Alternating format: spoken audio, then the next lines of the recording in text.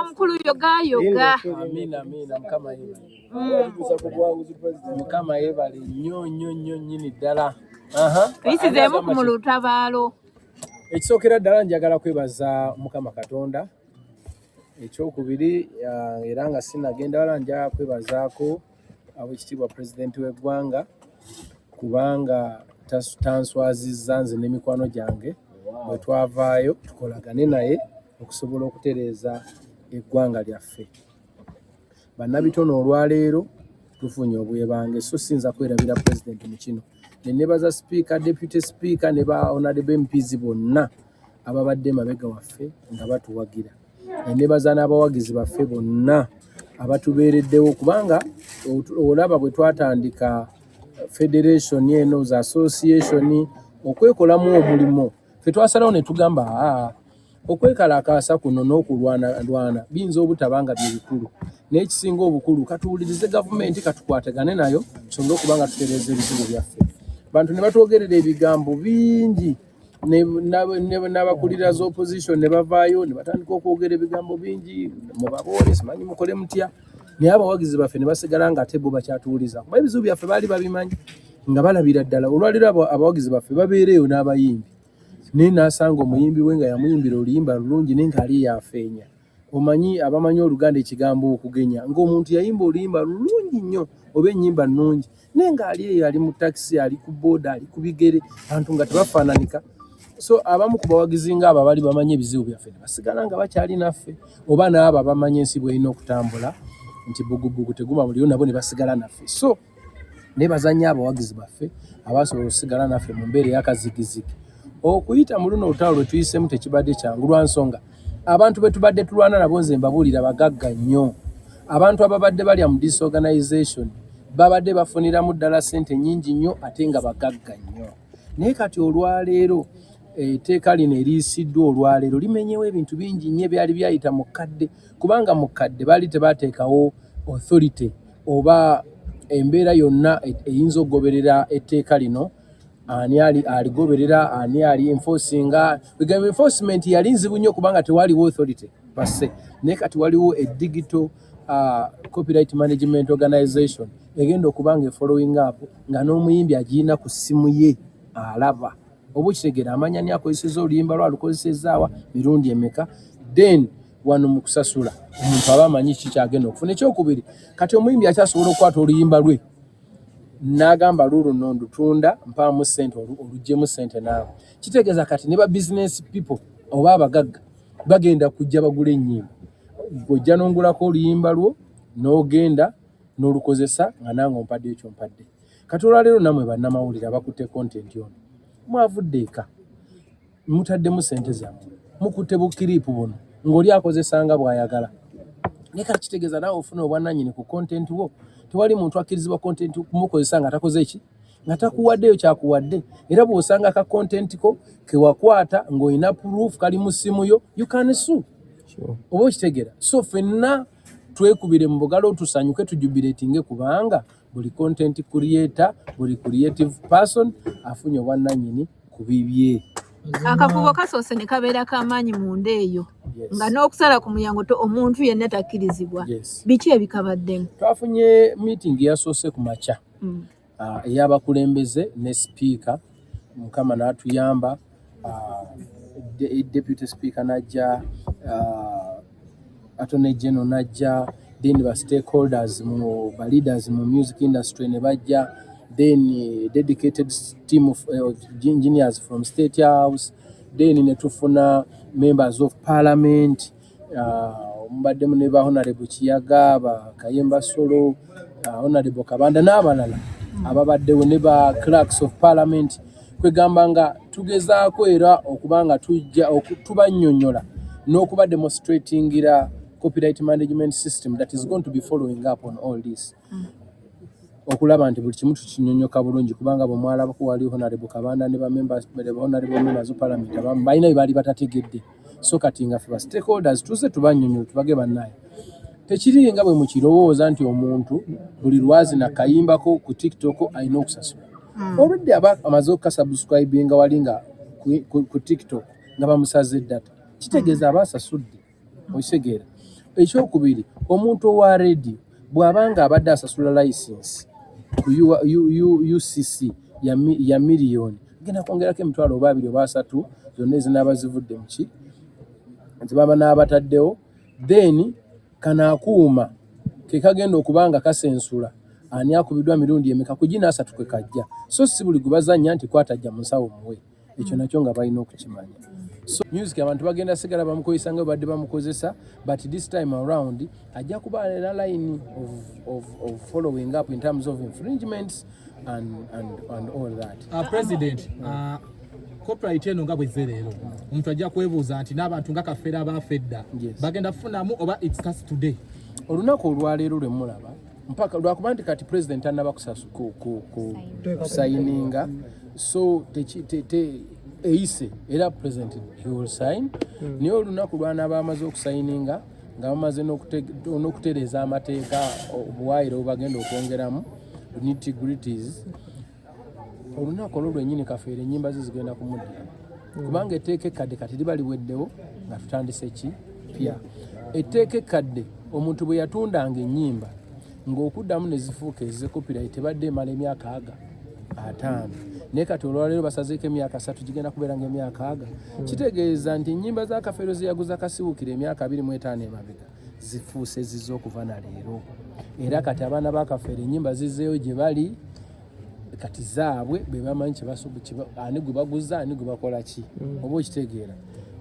Uncle Ed, waliwo abagamba nti kino ekintu kigenda kufevalinga mu abayimbi abali waggulu nti ba upcoming tekina we kibayambira. Upcoming ye mwamubalira mutya? Kati kankugerezeemu etteeka lirambulula bulungi, there is right of promotion.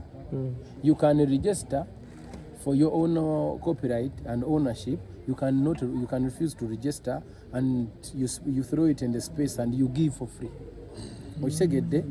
Ekyokubiri waliwo yosobola okuteesa n'omuntu yenna gw'oyagala okozesa wakawunga bw'oyagala kuba kati olwali batuwadde obwannannyini, so gw'osalawo ani akozesa nga bw'akola ki okusinziira gwe bw'oyagala. Ekyokubiri, eno system bw'ojja n'oregistering oluyimba ne bw'obanga oyagala duyimba ku mbaga yo bakuliyimbira mwagalwawo n'oluregisteringa mu system with the URSB nga owner ne lubeera tapped by the system, n'ojja n'olukuba mu kifo nga kino ekiri licensed era nga kirimu n'akuuma kalimagezi ne kaluwulira ne kalutapinga ku system osasulwa just ng'obadde olukoledde mwagalwawo, era emirundi gye mukoma oddukuba akuuma gye kakoma oddubala gye lukoma okusasula kubanga this is a commercial place and the commercial place is paying for the use of the music.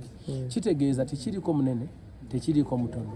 In fact oyinza n'okusanga omuntu kati ng'akubye oluyimba olwo n'agaggawala okusinga gwe yasookawo nga amazeewo emyaka 4. Kitegeeza buli muntu omuntu yenna alina oluyimba olusinga okubwa emirundi emingi yagenda okusinga okufuna. Okay. President, waliwo engombe ebadde yogerwa abaproducer abamu nga bagamba nti ensangi zino babaddewo nnyo abantu ayingira studio leero ku makya zigenda wera sawa mukaga nga tadde oluyimba ku YouTube nga lufulumizza amakulu substandard works zibadde nyingi. Tusuubire nti kati ate mugenda teekawo n'ennongooserezo oba amateeka mu nta y'ennyimba like nga kasengejjo bakakungunta. You know, a song is an intellectual property. It's a property. When it is an idea, it is inside. It's not a property yet. But the moment you put it out, it becomes a property, and it's your property. So nobody can refuse you to use your property the way you want. Oli abayagala dufulumyawo nga terumasteringidwa boyalya because it is theirs anyway. You understand? Naye oli ayagala okubeera mu actual business and serious business, they can mix and master and take time to produce good work for in terms of bigger business and making more money. Okay, President, tulinawo ennyimba ezimu nga oba oli awo abamu bagamba ziwemula. Mugenda zikola mutya kuba kati mufunye obwannannyini ku bintu bino? Oba oli awo n'abantu babalabirako nnyo. Abantu bagamba ennyimba eziwemula zisusse. Bano abantu ennyimba eziwemula tezikyakubwa ku maladio oba ku ma TV. Bo mugenda bayamba mutya? It is about now UCC is the regulator. Osegeera. Kakati abo be bajja okubanga bayingira luyimba ki oluyimba bwe luba luwemula nga balaba lu violence, they can regulate as they have been doing so. Naye ekyokubiri, most of the times abantu bano ba client betu supplying bwe bakwata ekintu ne bakyagala nnyo ate oluusi maliza kifuuse kituufu kubanga bangi okitegedde ate ensi ya Uganda emanyikiddwa nnyo ng'ensi esinga okurespectinga rights z'abantu. Uncle Eddie, mulimu abantu abayimba music nga ye yakola copy and paste. Abo bo copyright agenda bajajinga. Copyright abakwata senga oba okopya ekintu ky'omuntu osobola okukwatibwa kuba kati olwaliro abantu balina copyright balina obwannannyini ku biyiiye byabwe, you have to ask for permission. That's infringement. President mpozi waliwo bamanager ababa baleeta abayimbi essaawa eno nga abali mu ntalo omuyimbi yadde yayimba ennyimba zaalizaali omuyimbi agamba ze naziyimba. How are you going to deal with such people? There will be an agreement from the creation, from the word go, because there is what they call split sheet. Ani ataddemu ki ayina kufuna atya. That split sheet is there, it's going to be on a system. Because olwaleero etteeka baali basooka proposing a producer, but now they have changed with the guidance of Deputy Speaker of the Parliament, from producer to author. The author can be an investor, can be a producer, can be a singer, can be a writer, can be anybody, can be a manager, basing on the contract that you signed from the word go. Yes. Okay, President.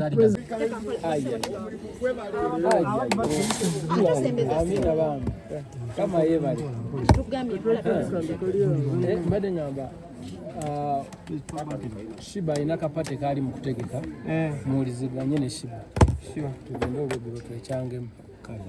Mbaga omukolo ng'ogwo DJ n'ennyini bidongo n'omutegesi w'embaga w'omukolo gwonna ani avunaanyizibwa? Most of the times if it's the venue is licensed, it has to be the venue. Because akawuma kalimagezi kali ku venue oba okitegeera era ne kawuliriza oba okitegeera kati bano abakola amateeka bo it is all about licensed commercial places, commercial TV, radio, bars, hotels and other commercial places. Commercial people who use this music for commercial purposes. They play the music and they earn. When you earn, share with me. Okay, President, waliwo abayimbi abeesuulirawo ye ogwa Naggamba nga bo ebya federation babadde bagamba tebibakwatako. Abamu ku bo waliwo n'abajjawo ko nga kitandika ne baggwamu essuubi ne badda eri. Naye nga tubalabyeko ne Parliament nga mu rubbing shoulders. Atusuubire nti nno tewaliiwo lukomera lugenda kukubira muntu bweru nti tobadde naffe sigala eyo. No, mu nsi eno buli muntu alina entegeera ye. Ffe bwe twali tuvaayo okukola movement eno ey'obwegassi n'okulwanirira rights zaffe ez'aba creative, we never came here for political purposes. Twajja wano okusavinga interests z'abannabitone, okulaba nga tebabeera cheated. Kati tuli oba ani akkiriziganya n'ani oba ani akkiriza ki, kubanga biseera bisinga buli omu ategeera mu ntegeera ye. Naye ffe ekyatuleeta wano ku making sure nti tulwanirira rights zaffe nga ba creatives. Kati oba ani akkiriza mu federation oba ani atagikkiririzaamu azilonga azaafunyemu ffe kyekirooto kyaffe. Okay, tusuubire nti nno onansonyiwa naye tusuubire nti ne Bobi Wine essente teeka ligenda mu mugasi. Bobi Wine ennyimba ze zijja kubanga zimugasiza ddala bwe zikubwa kubanga naye muyimbi. Tugere ku implementation bayinza okusayininga bill n'ate okuapplyinga ebyetaagisa banabikolako tebabatawaanya. One implementation ffenna tukwatako naffe ffennyini nnyini bakuliyeeto olina okumakinga sure nti otakinga time to know how you going to earn. Ogwo omulimu waliwo bangi nnyo abatajja kufunamu senga banaaba beesuuliddeyo gwa Naggamba okitegeera.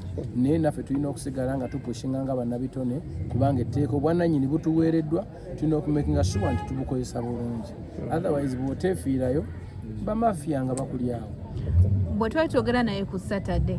Naye kati implementation in terms of structuring nagikugambye nti this system egenda kubanga erinda omuntu akole work amala registering. Bwa registering, this system is going to collaborate with existing agencies of government. Kubanga olwaliro bw'olaba local government Sound. Monitoring sound. Yeah, they monitor sound. That's why they have the listenership. These devices. President, yes. Bano abayimba ennyimba zammwe in form of band. Yes. omugenda bafana kandi kakati abo gye bagizimbira mu mabaala tusobola okubanga waliyo obumu obuwuliza nga ebifo ebyo amabaala ago gasasula. Ekyokubiri n'ezo bandi zennyini they will be paying a certain percentage of money to the authority so that they can use this music because they are also using it for commercial purposes. Yes. Bwe twali twogera naye ku Saturday wagamba mulwane nnyo mulabe ng'etteeka lino liyita nga paalamenti eno tennavaamu erimu era Katonda akikoze alhamdulillah ne liyita. Tugambe wali olwana nnyo okulaba nga bekikwatako ennyo oba abagenda ofuna abamu ku bagenda ofuna mu bakyaliyo abakitegeera ennyo copyright kyeki. Anti number one senga parliament ewummula enkadde nejja empya nejja enkadde nevaawo tuba tugenda kuddayo ku stage 1 tuba tugenda kuddamu buto. That's what it means. So tubadde tulina okulwana ennyo to making sure nti eno parliament yakitandikako ekimala kyova olaba tubadde tupushinga n'obulamu bwaffe bwonna. Nze sinneebakako okumala almost a week 2. Etteeka baali balituuma kiyaga bill. Mulowooza naye afunye obuwanguzi ng'ogyeko nti mwe mufunye obuwanguzi. Kiyaga afunye obuwanguzi kubanga essaawa yaliri number 1 omuyimbi okitegeera. Ekyokubiri naye yali concerned n'avaayo ne first bill okitegeera. Yes, ne gavumenti efunye obuwanguzi kubanga gavumenti ya coming up with the second bill with the Honorable Fiona Nyamutola. President Museveni kyobola nasoose muwebaza nga sinatandika kubanga yateekamu amaanyi gonna okumakinga sure nti ebintu bingi tebyagibwamu bayaaye. Otherwise twandigenza otuuka wano nga buli yonna watuyambira bakwatakwatawo but he insisted era n'aleeta ne idea of the copyright management system so that we can have that authority and organization that is going to be following up. Olutabaalo luno osinzidde beeramu ggwe n'abayimbi abakuli emabega naye nga copyright ekwata ku bantu bangi nnyo abawandiisi ababumbi n'abalala bangi nnyo. Mubadde mutambula nabo oba consultations zatambula ku buli creative yenna. Kino bw'ojja n'otunuulira copyright eno erudde ebbanga ddene nga tugipushinga kubanga ffe kennyini almost tumaze emyaka egi since we started the federation.